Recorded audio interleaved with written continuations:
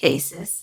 If budgeting has never worked for you, it's not because you lack discipline. It's not because you don't care about your money. And it's not because you just can't stick to a budget. It's the system you're using.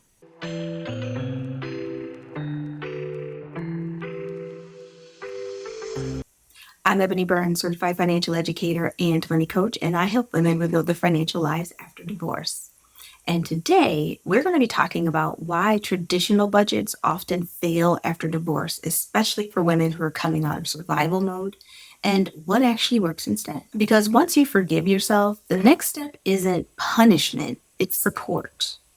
In our last video, we talked about survival mode. We talked about how you made decisions based on safety and not strategy, how guilt and shame kept you stuck, and how forgiveness restores trust in yourself so you can move forward. But let me tell you what usually happens after this step. So you forgive yourself, you feel motivated, and then you try to budget again. But then it still doesn't work. It's not a personal failure that's keeping you in that cycle, it's a system problem. Most traditional budgets were built with some assumptions baked in, and those assumptions are things that usually don't apply after a divorce because they assume dual income or shared financial responsibility, emotional stability, and consistent mental bandwidth, predictable expenses month to month, enough time and energy to optimize every single category. But divorce disrupts all of that. After divorce, you're dealing with a whole bunch of stuff like going from one income to two, new expenses that you've never managed by yourself, and increased responsibility and decision fatigue. You are also dealing with grief, stress, and trying to rebuild your identity in this new stage of your life. You often have less emotional capacity to micromanage your money. And here's the key piece that most budgets ignore: emotional bandwidth is a real resource that you need to have in order to move forward.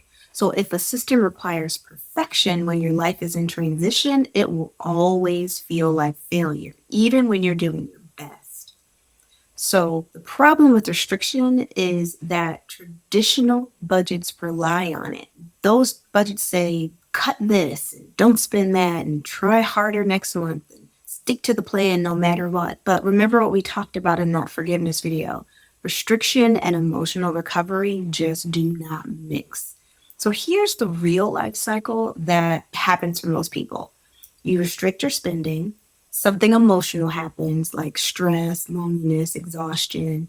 You overspend to get that relief and feel better. And then guilt kicks in. Then guilt turns to shame. Then shame turns to rebellion. And rebellion looks like abandoning the whole budget because you know what? I just can't do this. It's what you start saying to yourself. Like, see, I knew I couldn't do it.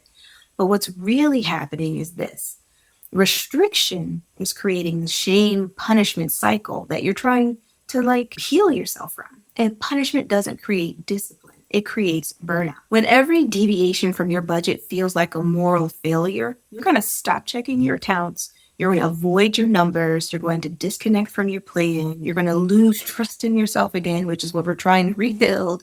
And then suddenly budgeting feels just like shame. And that is why so many women say, I know what I'm supposed to do, but I just can't stick to it. It's not because you're not capable, because you are. Okay. That's what has gotten you where you are so far, is how capable you really are. But those systems are asking more from you than you can give in this season of your life. So this is where you now get to shift, right? You get to make a shift. Once you forgive yourself, the next step isn't tighter rules, it's a spending plan instead. A spending plan is built on the understanding that life changes. Your emotions matter, right? Your expenses fluctuate. Support is more important than control. When you have a spending plan instead of a budget, it adapts with your income and responsibilities, builds flexibility into real life, allows for emotional spending without shame, and it helps you make intentional choices instead of reactive ones. So instead of asking, why can't I stick to this? You get to start asking yourself, what does support look like for me right now? Because that question changes everything. Because you don't need more discipline. You need a system that supports your real life. So if Budgeting has never worked for you, that doesn't mean you're broken. It just means that the system you were using wasn't built for a season of recovery, transition, and rebuilding. And that's exactly why I created Confidently Solo. Inside that guide, I teach a supportive, realistic approach to planning, one that builds on forgiveness, restores trust in yourself, and gives you a system that works with your life, not against it. Because rebuilding after divorce isn't about restriction or punishment, it's about clarity, stability, and learning how to support yourself financially without shame.